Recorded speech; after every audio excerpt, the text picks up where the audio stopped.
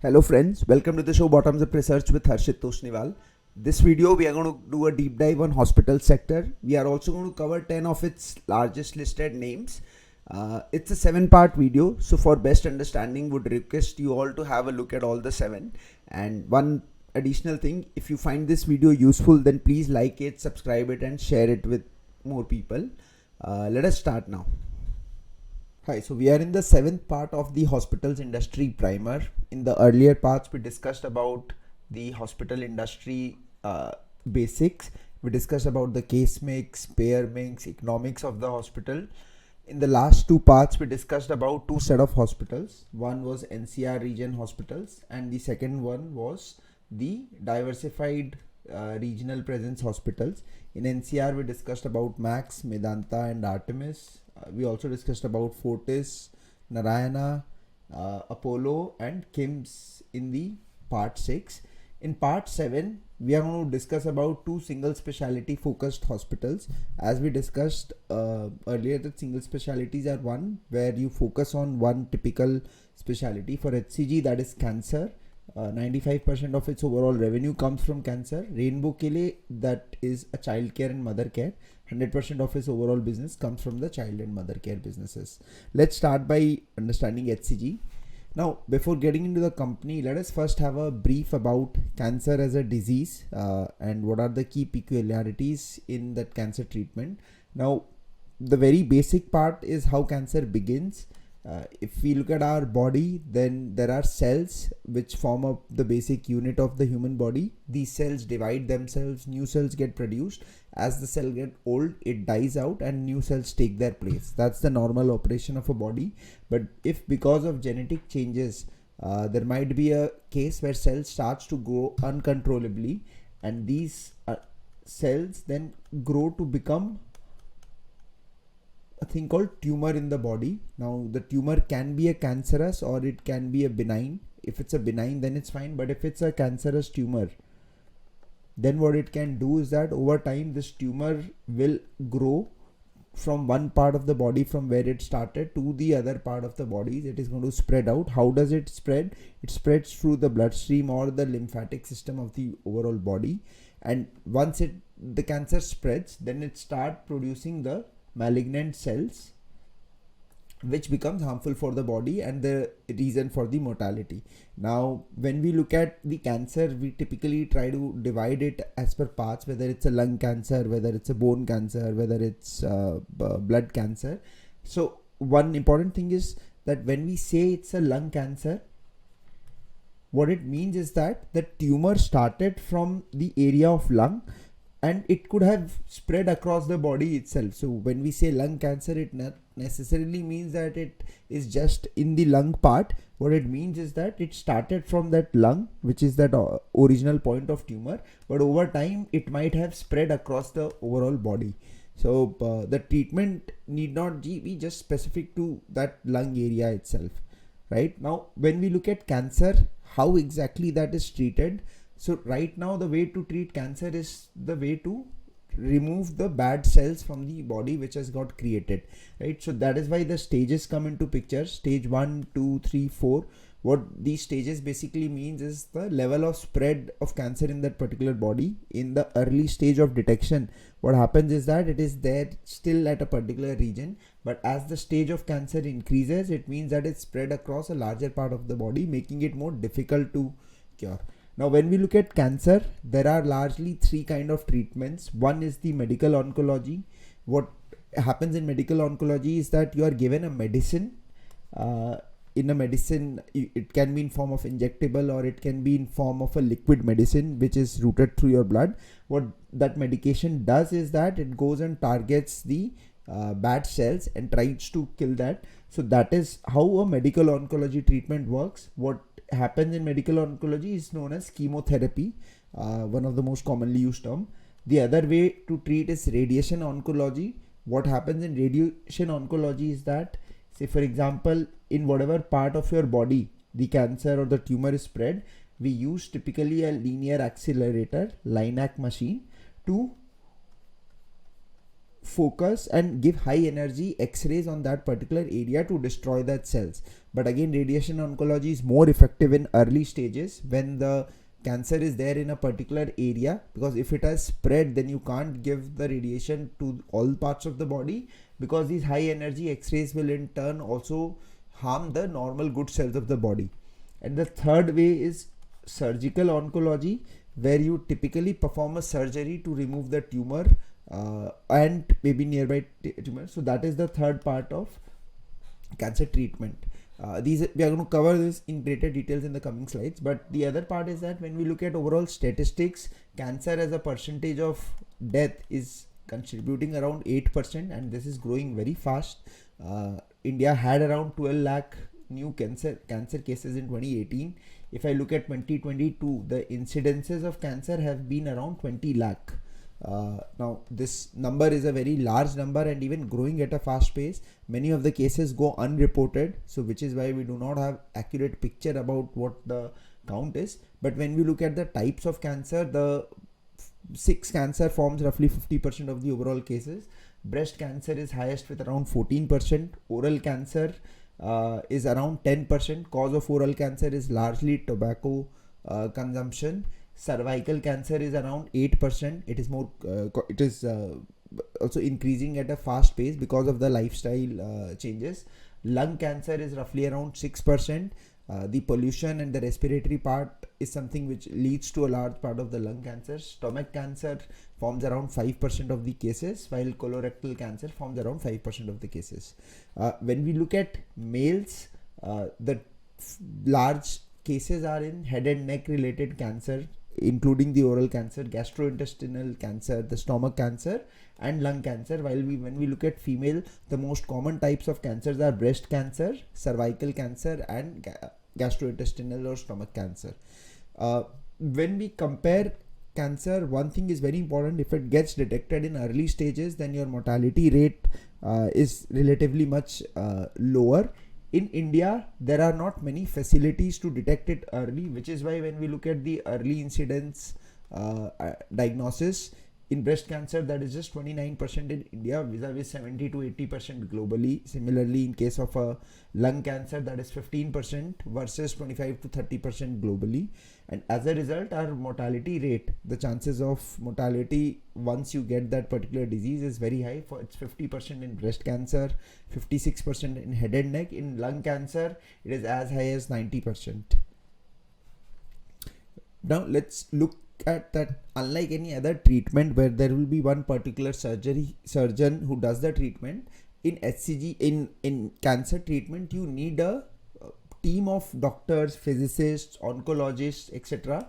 to work together to solve the disease. So it's not just a single, so it requires a lot of equipments to detect and treat, and simultaneously it requires a lot of consulting heads or consulting minds in treating a particular case, which is why there is a thing called tumor body which is formed. This tumor body is when the surgical oncologist, medical oncologist and the radiation oncologist, along with radiologist and pathologist and normal expert doctor if of that particular field meet together to decide what to do in a particular cancer case.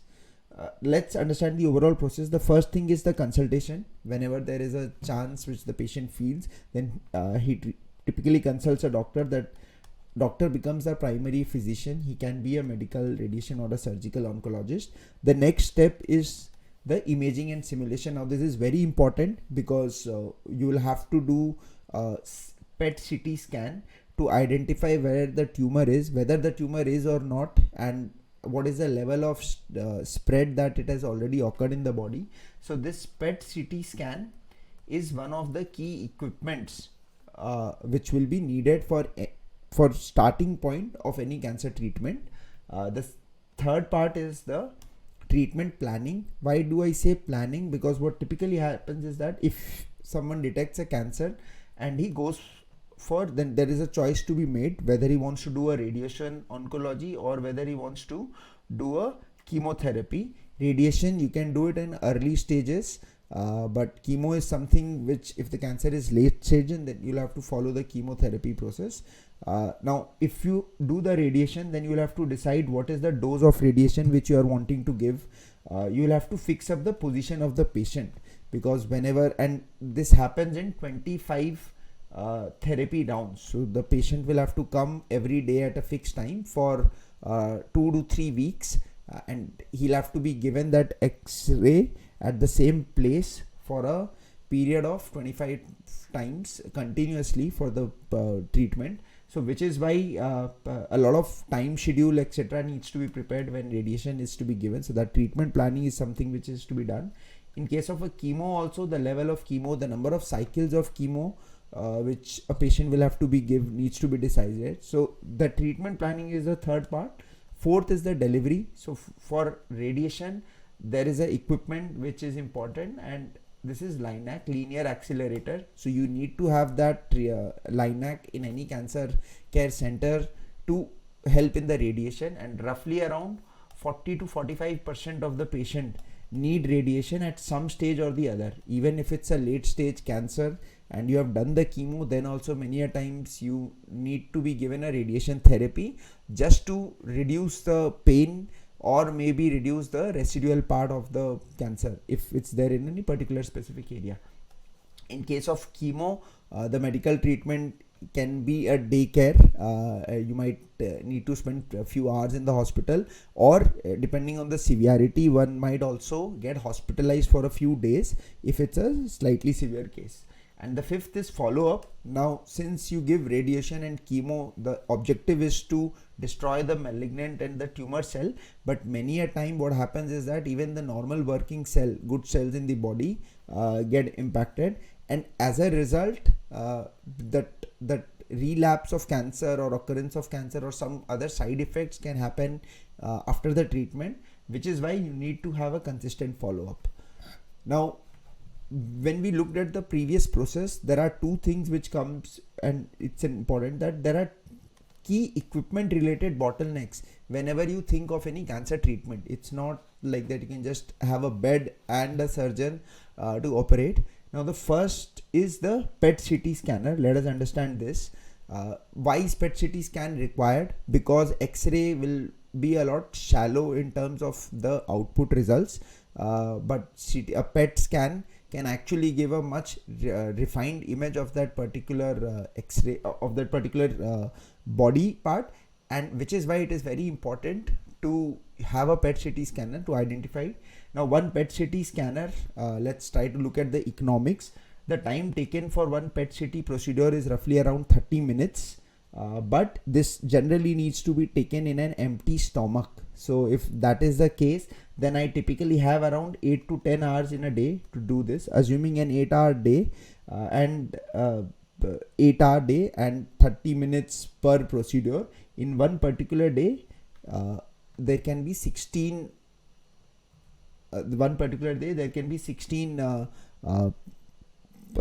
procedures that can be done, and if I take a 365 day, that leads to around 5,840 procedures in a particular year. Every single patient, cancer patient who goes for PET-CT scanner will need 3 scans. Typically first at the staging process, the second is when you are in the interim to check how the progress has been, and the third is in the final stage to ensure that you are now treated prepared at a reasonable level. So which is why if there can be 5,840 procedures, then the number of patients that one PET-CT scanner can serve is roughly around 2,000. 5,840 divided by 3. So net one PET-CT scan in a year can help to diagnose around 2,000 patients. Right? In India, the incidence rate of cancer is around 20 lakh in a year. Number of people needing a PET-CT scan is 50%. So 10 lakh is the overall number of people needing a PET-CT scan. So if I divide this 10 lakh by 2000 number of patients per PET-CT scan, the requirement of PET-CT scan comes at around 514. In India, the current count of PET-CT scan is roughly around 350, which basically means a 32% shortfall in the overall requirement of PET-CT scan itself. If I look at HCG HCG has around 17 PET-CT scanners, which converts to around 5% of the overall market share in the PET-CT medical equipment. Similarly, let us have a look at the LINAC, linear accelerator, which is used for giving the radiation. So it takes typically 15 minutes for a particular patient to give the radiation once the planning and all has happened. So it takes simultaneously. If a hospital operates a 15 hours in a particular day, then that one LINAC machine can be used to do 60 therapies, which implies a 21,900 therapies by a particular LINAC in a year. Now, if a patient goes for a radiation therapy, then typically you are given 25 therapies over 3 to 4 weeks, which basically mean that one LINAC machine can treat 876 cancer patients in a particular year. Nothing but 21,900 divided by 25. Similarly, now 20 lakh is the overall incidence. 40 to 45% of the cancer cases require radiation. Either they are at the early stage, or even if they are at the late stage, they need it along with chemo. So 9 lakh is the total number of population which needs radiation, so that 9 lakh divided by 876, which is the number of patients a single LINAC can deal with, gives me a number of around 1000 LINAC requirements. In India, we have LINACs to the tune of 4.5 per 1 crore population, which means 650 LINACs, which implies a shortfall of around 37%.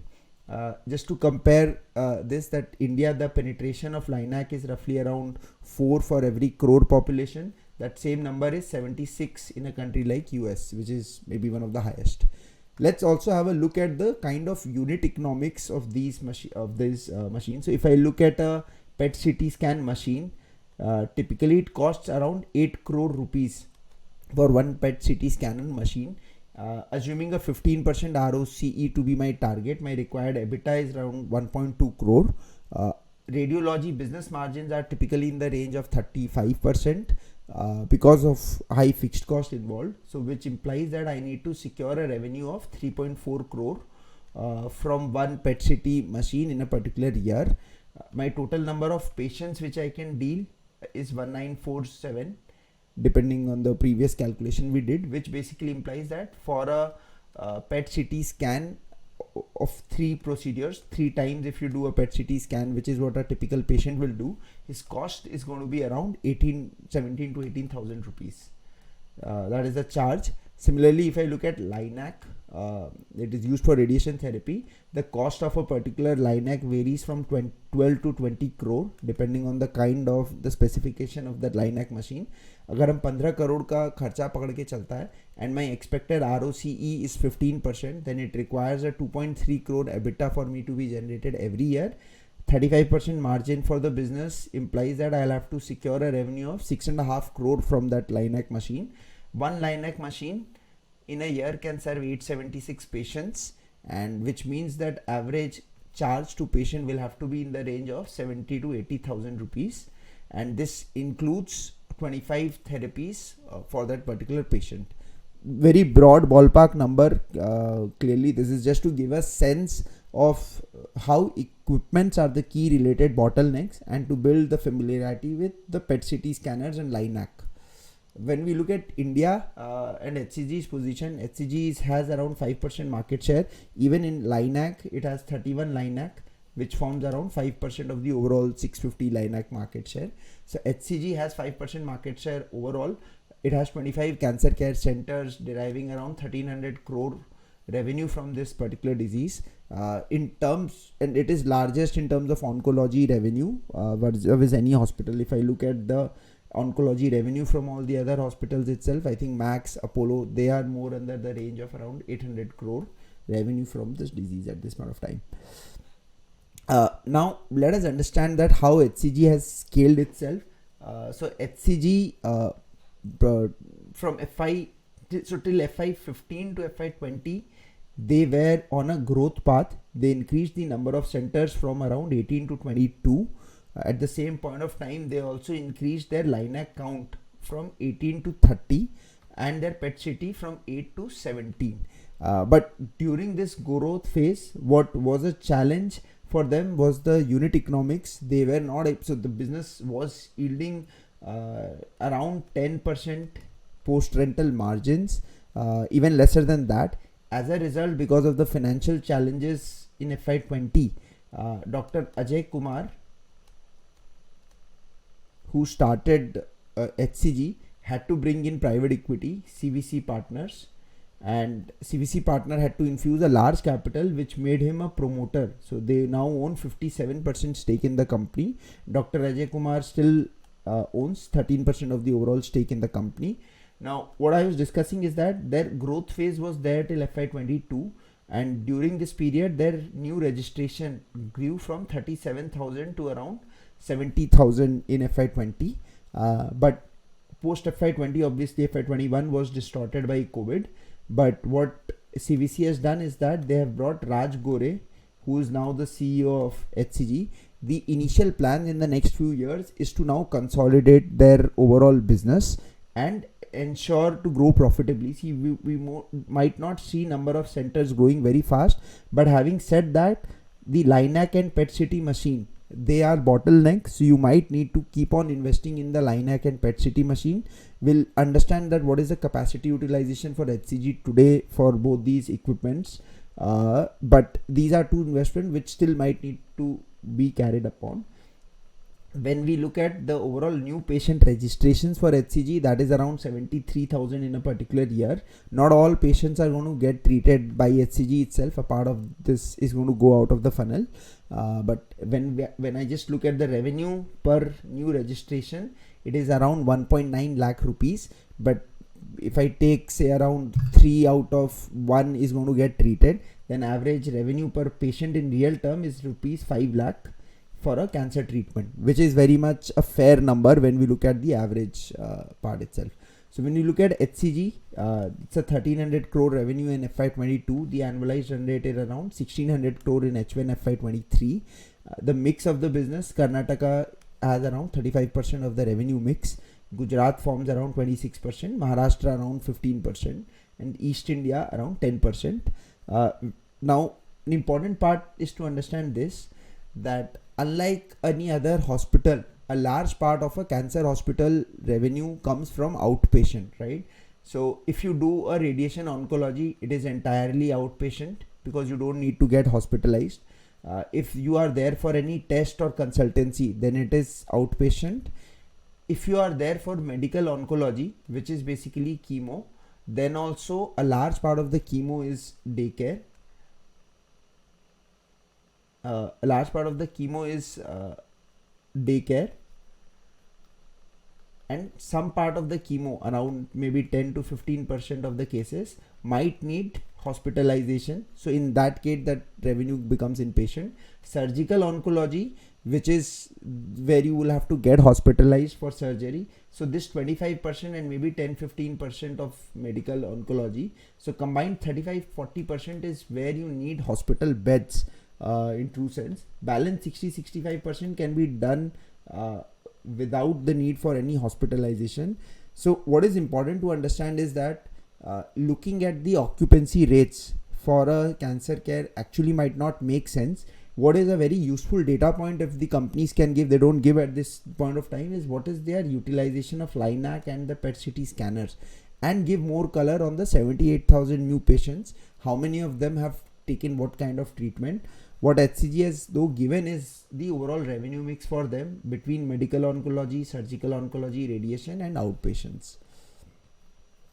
Let us now look at HCG, and so they have around 31 LINACs, and we know that it takes 15 minutes per therapy. Assuming a 14-hour day, they can do 56 therapies in a particular day using their LINAC machines, per LINAC machine. And if you have 31 LINAC machines, then in a year you are able to do around 6.3 lakh therapies. Assuming that a patient needs 25 therapies, whoever comes, then you can serve 25,000 patients. So that is the capacity level, maximum capacity level of patients which can be given radiation by HCG using its 31 LINAC machines. What I know now is that the radiation oncology business is around 20% of the overall revenue. So 1400 crore, 20% would be more like a average run rate of around 285 crore. And assuming the cost of radiation treatment is around 1,50,000 for 25 therapy, then maybe around 19,000 were the number of patients who would have taken radiation therapy by HCG in a particular year. And if I try to back calculate, then it yields me around 75% utilization level for their LINAC machines today, which also means that it's a relatively high utilization. It's not low. Obviously, in many of the regions, it is going to be even higher, maybe 80-85%. So what every year you will have to keep adding at least 2 to 3 LINAC machines, which involves a cost of maybe around 30 to 40 crores. But I think that is very important to keep on adding, because this is one disease profile where you are assured of growth, but you will have to ensure the capacity to treat that growth patient and simultaneously manage the economics. Now the second part is to look at his PET CT scanner utilization. So they have around 17 PET CT scan, assuming 30 minutes is the time for one particular procedure and 8 hour a day of operation. Since it's done in empty stomach, there can be 16 operations in a particular day, 99,000 operations in procedures of PET CT scans in a particular year using the 17 PET CT scanners, which basically adjusting for the fact that any cancer patient is going to need 3 PET CT scans in a particular year, in a particular cycle at the time of staging, interim and final procedures. So what it means that with this 17 PET CT scan, they can do a 33,000 cases, right? The important part is that so most of the people who would be getting treated by HCG would also be needing to do this PET CT scan. So if they have around 73,000 new patients, and I need to derive a number that how many of them actually get themselves treated and not just consulted at HCG, then that, and assuming that this PET CT number of 33,000 is your maximum benchmark which you can do, and 100% utilization, it yields that around 45% of the overall number of patients are of the 73,000 actually take up a PET CT scan and get the treatment done in HCG itself. These numbers are obviously based on a lot of assumptions, but it is important. The point is to give a sense that there is limitation when it comes to a cancer care hospital, and that limitation needs to be understood with respect to their LINACs and PET CT scan utilization. Now HCG, when we look at their overall presence, it is well diversified in India. Karnataka and Gujarat are the key clusters for them. But when we look at their mature center and new center, and their mature centers have been able to clock around 20% of margin, and these are pre-rental margins. If I deduct rent, which is 6 to 7% of your overall revenue, then basically my net margins, net of rental, which is the true margin, is around 14 to 15% for mature hospitals, which is not a very high margin for any hospital compared to any other peers. That's much lower. Now there needs to be increased, and the thing is that as your volume increases, your fixed cost will not increase to that extent, because you already have radiologists, you already had your equipment. So the greater throughput you can pass through your overall equipments, the greater scope to increase this 15 to a number like 20% margin. Whether they are able to do it or not is something which we'll have to see over a period of time. But my hope is that in FY20, their overall net margin, if I adjust rent, was around 20%. If they are able to take that up to those levels, then it's going to be a very healthy one. When we look at new centers, they were expanding at a very fast pace till FY22, which is why that new center was contributing to losses. But in H1 FY23, post Raj Gore coming in, they have consolidated the business, and with dedicated effort of reducing the losses, the business was able to clock around 10% of EBITDA margins.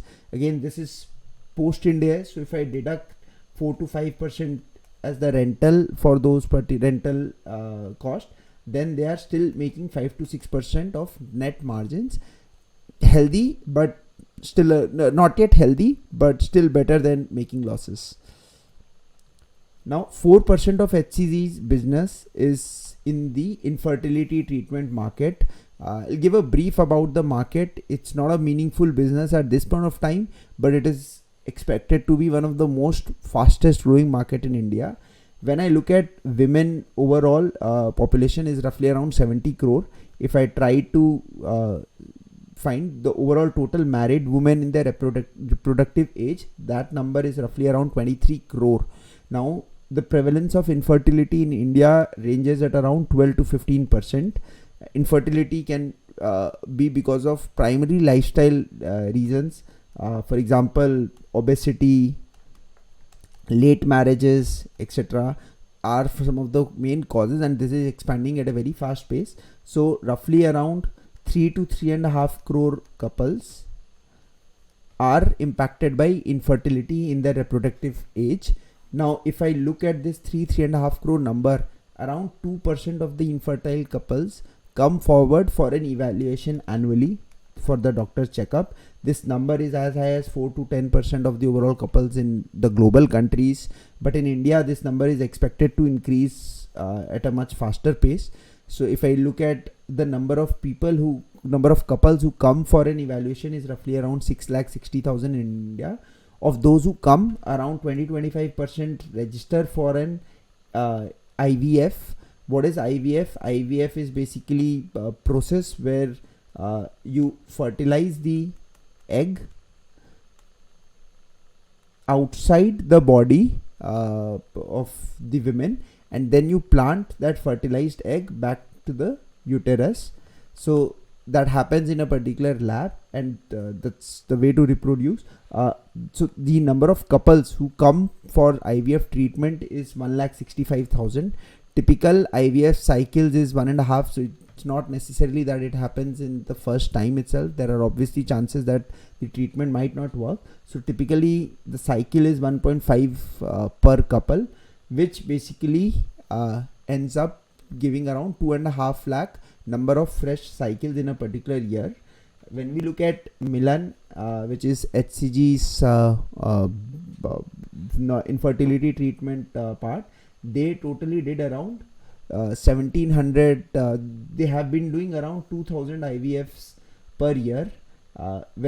Which I look at a 2.5 lakh of the overall fresh IVF market, it roughly is around 1% market share in this space.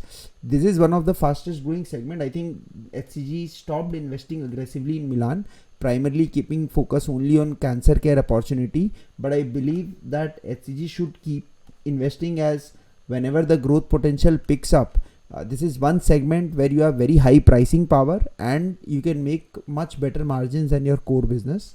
So that is how it is. Currently they have around 6 to 7 Milan centers, primarily in Bangalore and some in North. When I look at forecast for HCG, clearly I think for him this bed economics might not make a lot of sense. So which is why what I used to track is what is the revenue growth which I am building in. So I am building in that 1400 crore revenue to grow to around 2000 crore, growth rate of around 10 to 15%, around 15 to 18% growth rate, and I think which is very fairly possible because they have some capacity in their Linacs and you will have to keep on adding, but the market is growing at a much faster pace. In terms of margin, I believe that since you are now in a consolidating phase, your overall EBITDA margin, net pre-Ind AS, basically net of the rentals, has room to expand from around 10% to 15% levels. And since you are not consolidating and you are spending on gathering the volumes and increasing the utilization, this is very much a possible case. So if I expect them to showcase this growth and the margin improvement, then their overall EBITDA can improve from around 200 crore levels in FY23 to around 300 crores in FY25, which will be a very fast growth. And assuming these at current price of 307, stock trades at around 16 times EBITDA, 35 times FY24 earnings. Earnings is subdued because of the high depreciation which you need to face. Most of these LINAC PET-CT scanners needs to be depreciated within 15 years. And you'll have to continuously invest in growth over a period of time. But the thing is that even an outdated LINAC, you can transfer it to a relatively lower tier city and use that for some more time. But over time, as the depreciation normalizes, the cash flow profits is going to increase over time. So that is the expectation. In my opinion, I think HCG oncology focus is a very big advantage. It is one of the best way to play the cancer care growth opportunity in India. I think what is going to be very critical for them to watch is your margin profile. Because growth is something which is there in this segment, you will be able to achieve that. But if you can increase your margin from 10% to 15%, then there is a very genuine scope for re-rating from around 16 times 24 EBITDA to a much better number, and it's a very consistent growth that can happen. So that's about HCG. My opinion on this is definitely positive. It is one of the best place to play the cancer care opportunity. Now let us look at the second hospital, Rainbow Hospital. What they focus on is the child and mother care. Few statistics around the childbirths in India. There are 3.6 crore overall pregnancies in a particular year. The number of childbirth gets converted to around 2.6 crore, 75% of the overall pregnancies. But few statistics, around 10% of the births are less than 2.5 kgs. Around, in terms of death, around 17 out of every 1,000 newborn suffers a death within 28 days, neonatal mortality. Around 30 of every 1,000 die, which is basically around 3%, die within 5 years. Roughly 20% of the delivery today happens through C-section or surgery. When I look at the overall market for maternity and pediatric, it is roughly around 1,40,000 crore in India, out of the 5 lakh crore of the overall hospital or healthcare expenditure. So it is very much equivalent to around 25% of the overall healthcare expenditure happens on child and the mother care.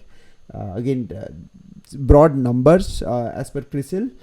Where Rainbow operates is in the private part of it. Of that 1,40,000 crore, roughly 50% is what gets treated by the private sector. It has a lot of competition through standalone hospitals like Rainbow, Cloud9, etc., through nursing homes and even multi-speciality hospitals. When we look at pure child care hospitals, Rainbow is one of the largest player. So we have Apollo Cradle, which has around 471 beds, 14 chains. Rainbow has around 1475 beds.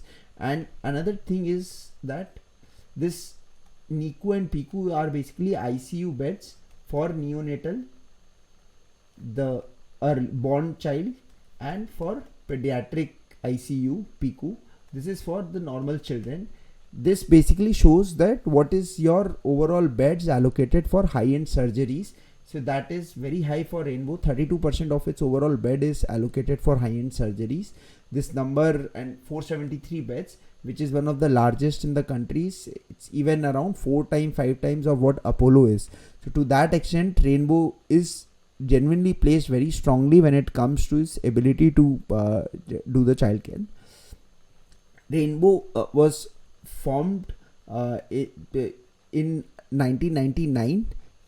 And obviously it has currently present in 6 cities with 1,555 bed, but their approach has been a hub and spoke. So in a city, they will open up a hub which is say around a 250 bed hospital, and then there will be spokes of around 50 to 100 beds to cater to the hub. So what basically means, for the basic primary secondary care, these will be the ones, but for any surgical and any high-end care, these spokes will transfer the business to hub. That is what their approach has been in a particular city. And an important thing to understand is that childcare and childbirth, etc., people prefer to do it in single speciality hospitals which are there. So see, in a place like Calcutta, you have a hospital called Neotia. it is very well recognized in that particular region for the childbirth. So similarly, in every region there are very famous childbirth hospitals, and they have a very strong presence and niche in within that single specialty hospital. What Rainbow has is that in Hyderabad, which was their core market, this Banjara Hills Hospitals, which was there in 1999, opened in 99, it's a 250 bed hospital, and that enjoys a very, very strong position in that region for the child care and the mother care. In Hyderabad, they have spokes, around 4 to 5 spokes. They also plan to add few, but Hyderabad is a well penetrated market for Rainbow. What they have done is they have expanded to other cities like Bangalore, Delhi, Andhra Pradesh, Chennai. In Bangalore, they have around 200 bed hub in Marathali. In Chennai, they have 2 hospitals. Similarly, in Andhra Pradesh, they have around 100 bedded hospitals. So, but even after all these expansion, 55 to 60% of Rainbow's revenue come from Hyderabad. And now their ability to replicate their success in Hyderabad to places like Bangalore, Chennai, Andhra Pradesh is exactly the key to watch out for when we look at this business model.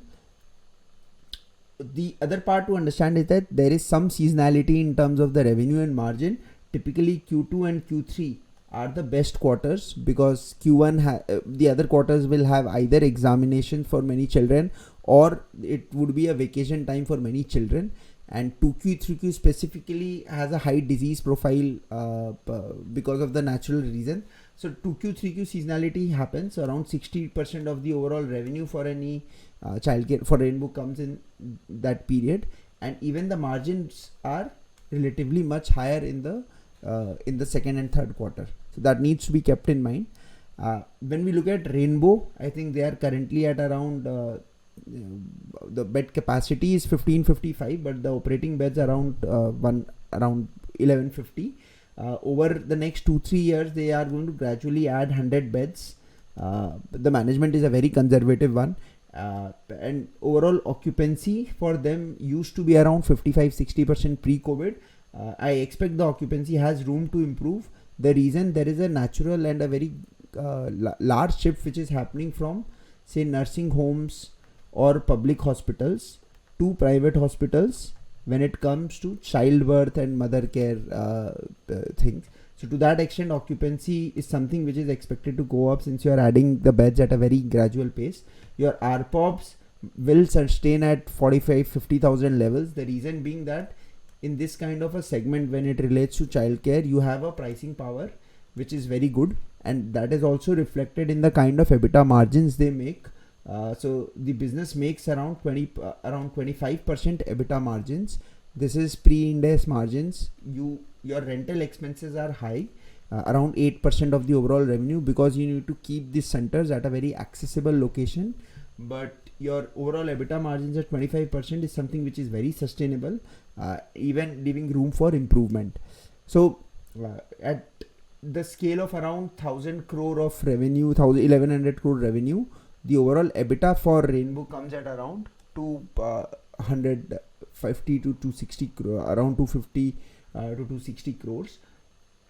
At current price, it trades at around 22 times EBITDA and 37 times earnings on FY24. I would say that it's relatively expensive for the business, but at the same point of time, the business has a lot of merits in terms of its uniqueness. One, it has negligible government business, so you are not worried about ARPOB risk from the government business. Simultaneously, you don't have the advantage of international business also. Two, it is a very, very strong brand in Hyderabad. Whether they are able to replicate it in the other regions or not is a particular question, and I believe it's a very big question because it's very difficult for a new hospital to come in Hyderabad and replace Rainbow because of its brand. Similarly, in childcare, there are regional brands which are very strong. So inorganic might be a way, but organically it is very difficult to build an equally strong reputation the way Rainbow has done in Hyderabad.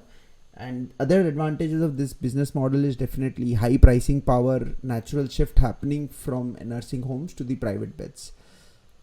So this is the end of this part. We cover HCG and Rainbow.